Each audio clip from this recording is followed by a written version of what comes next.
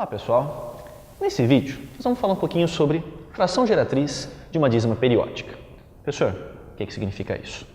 Então veja, a gente sabe que no caso do conjunto dos números racionais, eles podem tanto apresentar uma expansão decimal finita, como uma expansão decimal infinita, só que se for infinita vai ser periódica. A questão é justamente aí, como que eu passo uma dízima periódica de volta para o formato de fração como quociente de 2 inteiros? Então esse é o problema que a gente vai analisar nesse videozinho. Um primeiro exemplo é essa dízima periódica aqui, 1,777, ou seja, o algarismo 7 vai se repetir eternamente. Para indicar a repetição do algarismo 7 e apenas dele, a gente usa essa notação aqui, colocando uma barrinha em cima do algarismo ou daqueles algarismos que se repetirem. E a partir disso, como é que eu vou tentar recuperar uma fração geratriz para essa dízima periódica?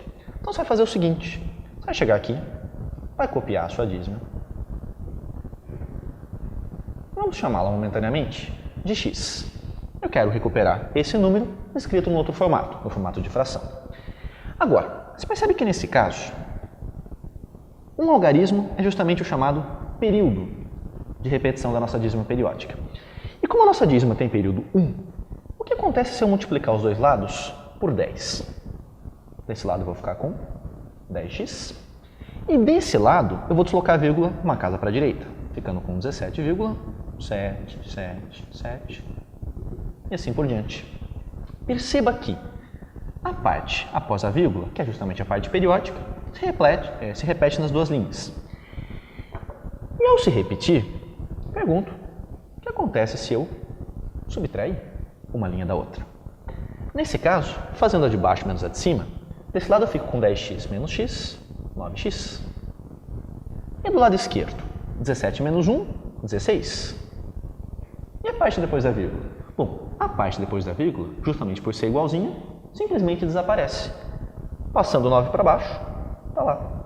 Uma fração geratriz para aquela dízima periódica, 1,777, é exatamente 16 nonos. Se você quiser conferir, basta fazer essa divisão na chave que você vai recuperar exatamente essa dízima periódica. Tudo bem? Agora vamos olhar para esse segundo exemplo aqui. Nesse caso, eu tenho repetição de dois algarismos, portanto a minha dízima tem período 2.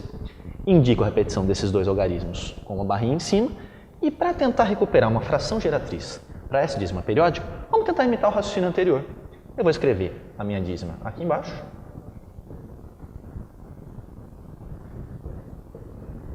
Vamos batizá-la de x, novamente. Mas você vê que não dá para imitar completamente o raciocínio do caso anterior, por quê? Porque se eu multiplicar os dois lados por 10, o que aconteceria? O 2 ficaria deslocado para cá, mas aí o 5 viria aqui para baixo do 2. Então não adianta. Nesse caso, para aproveitar que eu tenho uma dízima periódica de período 2, eu preciso deslocar essa vírgula quantas casas? 2. Então, na verdade, eu não vou multiplicar por 10 e sim por 100 os dois lados. Porque ao fazer isso, você tem justamente a repetição da parte após a vírgula e na hora que você fizer a subtração dessas duas linhas, do lado direito eu vou ter 100 menos 1, 99x. Desse lado, dado que a parte depois da vírgula se repete, em subtração desaparece, 425 menos 4, 421. Passou 99 para baixo, temos a fração geratriz 421 sobre 99. E um último exemplo a respeito da fração geratriz de uma dízima periódica é essa situação aqui, onde antes de aparecer a parte que vai se repetir eternamente, tem alguma coisa depois da vírgula que não se repete. Então, em termos de notação, perceba que só o 3 e o 1 ficam com a barrinha em cima, porque só esses dois algarismos se repetem. Como a gente vai fazer nesse caso? Vamos tentar imitar o raciocínio do anterior. Eu vou copiar minha dízima aqui.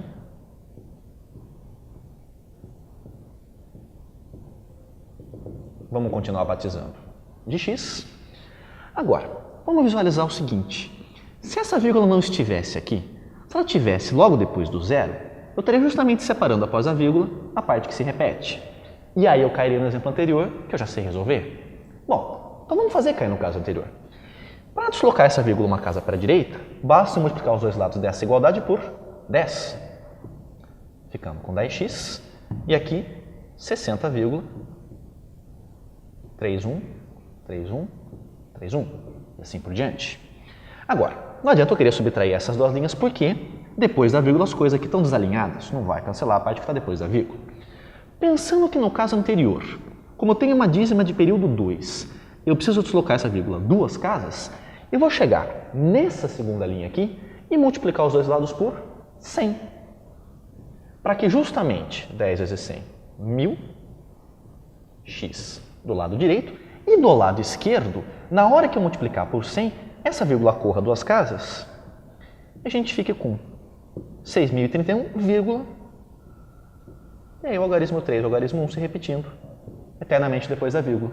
Perceba que entre essas duas linhas, dado que já está na situação adequada depois da vírgula com o alinhamento dos algarismos correspondentes, se eu fizer a subtração entre essas duas linhas aqui, eu tenho 1000 menos 10, 990, x, e desse lado, 6.031 menos 60, ficamos com 5.971. A parte depois da vírgula por ser igual se cancela, automaticamente passando esse 990 para baixo.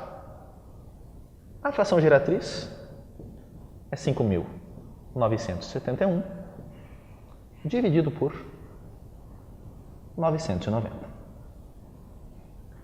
Tudo bem, pessoal? Aquele abraço, até o próximo vídeo.